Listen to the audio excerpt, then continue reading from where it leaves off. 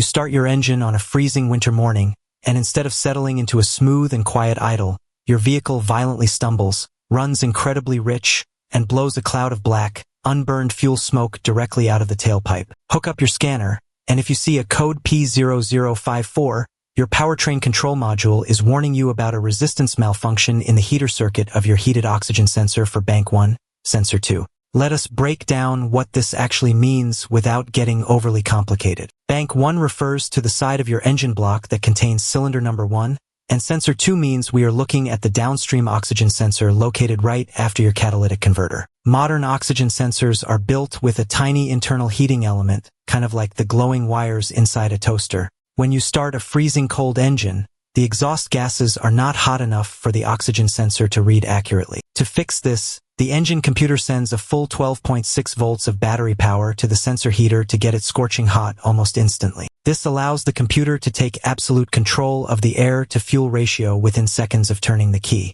If the computer measures the electrical resistance on this heater circuit and sees that it is way too high, it sets the specific code. An inoperable oxygen sensor heater is a severe issue because it forces the engine to run blind during those critical cold starts, completely destroying your fuel economy and prematurely clogging your expensive catalytic converter with raw fuel soot. Before you blindly unscrew the sensor and buy a new one, you need to verify the electrical basics. Because this wiring harness lives just inches away from blistering hot exhaust pipes, the wires frequently melt together or chafe against sharp metal heat shields. Do a massive visual inspection from the sensor all the way up the firewall. Next, grab your digital volt-ohm meter and check the specific fuse or relay that powers the oxygen sensor heaters. You absolutely must test these fuses while the circuit is loaded, because a corroded fuse might look totally fine when it is resting, but fail completely the second the computer tries to pull high amperage through it. If the wiring is totally pristine and you have solid battery voltage reaching the connector,